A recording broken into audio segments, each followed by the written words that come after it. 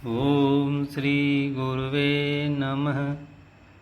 नित्यं शुद्धं निराभासं निराकारं निरञ्जनं नित्यबोधं चिदानन्दं गुरुं ब्रह्म नमाम्यहम्। ओम शांति शांति शांति। अष्टावक्र गीता अद्वैत वेदांत का अद्भुत ग्रंथ, जिसमें परम वैराग्यवान राजा जनक और ब्रह्मनिष्ठ महात्मा अष्टावक्र जी का आध्यात्मिक संवाद है। आज प्रकरण है 9वां, श्लोक संख्या 2। कस्यापि तात धन्यस्य लोकचेष्टावलोकनात् जीवितेच्छा भवोच्चा च बुभुत्सोपशमं गता। अर्थ है इसका, हे प्रिय, उत्पत्ति और विनाश रूप लोकों की चेष्टा के देखने से, उत्पत्ति और विनाशील लोकों की चेष्टा के देखने से किसी महात्मा की भी जीने की इच्छा और भोगने की इच्छा और ज्ञान की इच्छा शांति को प्राप्त हुई है। इसका छंद है, यह लोक चेष्टा देखते बिरले सुकृत जन की हो, यह जीवन इच्छा भोग इच्छा ज्ञान इच्छा शांत हो। बाबा जालिम सिंह का भावार्थ है इसका। अष्टावक्र जी कहते हैं कि हे शिष्य, हजारों मनुष्यों में से किसी एक भाग्यशाली पुरुष के चित्त में वैराग्य उत्पन्न होता है। उसके जीने की और भोगने की इच्छा भी निवृत्त हो जाती है, क्योंकि संसार के पदार्थों में ग्लानि और दोष दृष्टि का नाम ही वैराग्य है। जितने संसार के उत्पत्ति और नाश वाले पदार्थ हैं, सब में दोष लगे हैं। संसार में स्त्री, पुत्र, धन और शरीर तथा इंद्रियाद सबको प्यारे हैं, और इन्हीं के सुख के लिए पुरुष अनेक अनर्थों को करता है, और ये ही सब जीवों के बंध के कारण हैं। इस वास्ते बिना इनमें वैराग्य प्राप्त हुए कदापि मोक्ष को नहीं प्राप्त होता है। इसीलिए प्रथम इन्हीं में दोष दृष्टि को दिखाते हैं। योग वशिष्ठ में कहा है, गर्भे दुर्गेन्दि भूयष्टे जठराग्नि प्रदीपिते दुःखम मयाप्त यत्तस्मा तकनीय कुंभिपाकजम। अर्थात बड़ा भारी दुर्गंधी करके युक्त जो माता का उदर है और जो जठराग्नि से प्रदीप्त है, उस गर्भ में आकर जो जीव को दुख होता है, उससे कुंभिपाक नरक का भी दुख कम है। एवं गर्भोपनिषद में भी गर्भ के दुखों का वर्णन किया है कि जिस काल में गर्भ में जीव अति दुखी होता है तो ईश्वर से प्रार्थना करता है कि हे प्रभु, इस बार मैं जन्म लेकर अवश्य ही ज्ञान के साधनों को करूँगा, पर जन्म लेकर फिर यह जीव संसार के भोगों में फंस जाता है और गर्भ वाले दुखों को भूल जाता है। इसी कारण फिर बार बार जन्मता और मरता है। शिव गीता में मरण के दुखों को भी दिखलाया है। हा कांते हा धनम पुत्रा क्रंदमानय सुधारुणम मांडूक इव सर्पेण मृत्युना गीर्यते नरः। अर्थात जब जीव प्राणों को त्यागने लगता है, तब पुकारता है कि हे भार्य, हे धन, हे पुत्रो, मुझको इस मृत्यु से छुड़ाओ। ऐसे भयानक शब्दों को करता है जैसे सर्प के मुख में पड़ा हुआ मेंढक पुकारता है। अह पासेन कालस्य स्नेह पासेन बंधुभिः आत्मानं कृष्णमाणस्य न खलविस्ते परायणम। अर्थात मरण काल में यह जीव इधर तो काल के पासों करके बना होता है, उधर संबंधियों के स्नेह की रस्सियों करके खींचा हुआ जाता है, पर कोई भी मृत्यु से इसकी रक्षा नहीं कर सकता है। या माता सा पुनर्भार्या या भार्या जननी ही सा, यह पिता स पुनः पुत्रो यह पुत्र स पुनः पिता। अर्थात पूर्व जन्म में जो माता होती है वही पुत्र में स्नेह के कारण उत्तर जन्म में उसकी स्त्री बनती है। जो पूर्व जन्म में स्त्री होती है वही उत्तर जन्म में माता होती है। जो पूर्व जन्म में पिता होता है वही उत्तर जन्म में पुत्र होता है।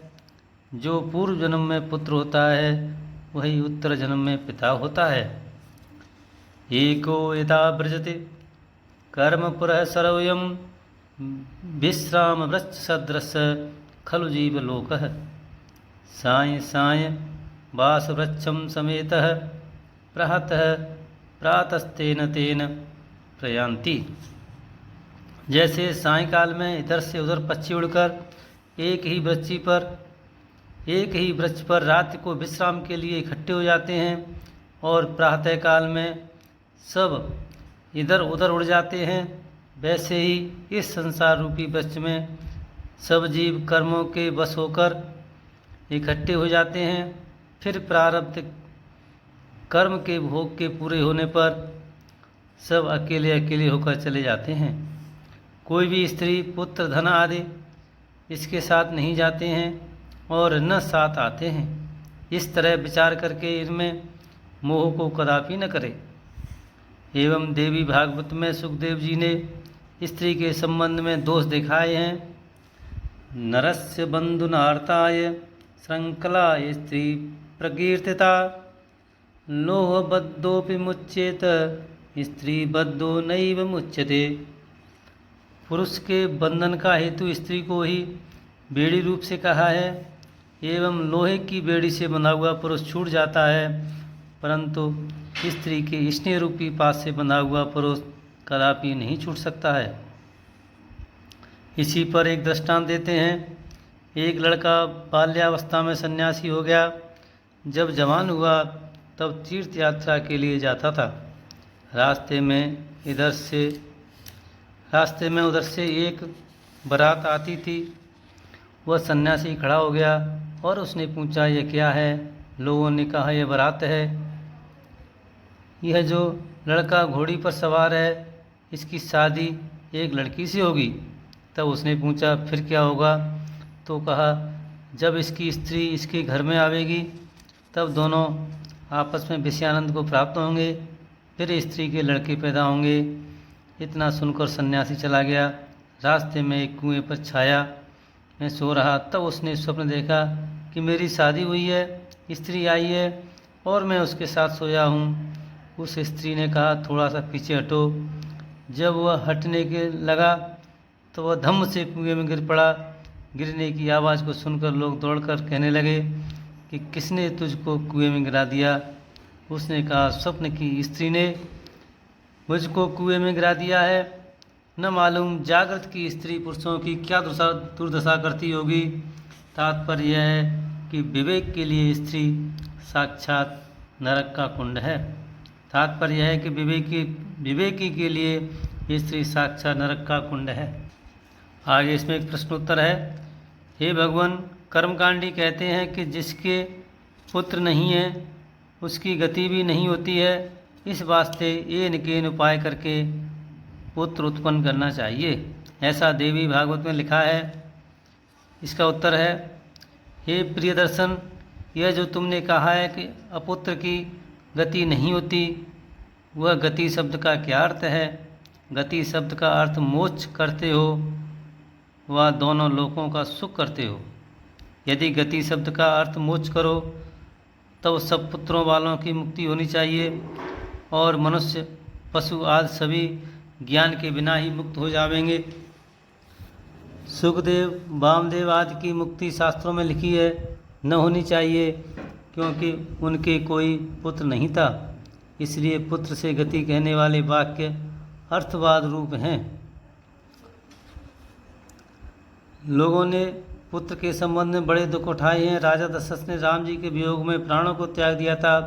प्रथम तो पुत्र से उत्पन्न होने की चिंता, फिर उसके जीने की चिंता, फिर उसके विवाह और संपत्ति संतति की चिंता जन्म भर बनी रहती है। बड़े होने पर पिता की वृद्धावस्था में पुत्र धन आदिकों को ले लेते हैं और सेवा आदि कुछ भी नहीं करते। अतएव पुत्र भी विवेकी पुरुष के लिए दुख के हेतु हैं। इसी तरह और भी जितने विषय हैं वह सब दुख के ही कारण हैं। विवेक चूड़ामणि में कहा है,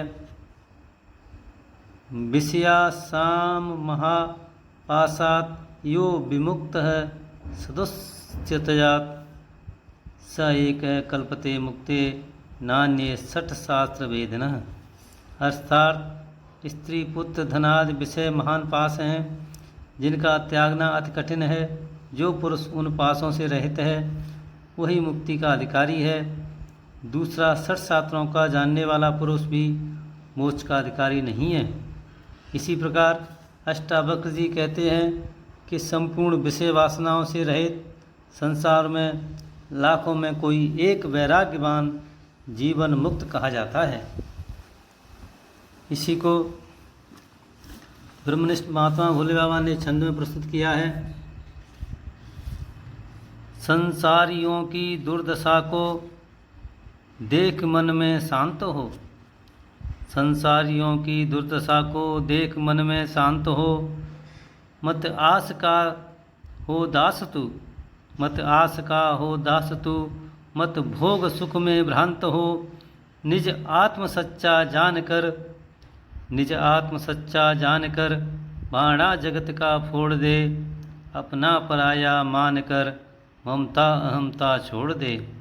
अपना पराया मान मत अहमता ममता छोड़ दे। ओम शांति शांति शांति।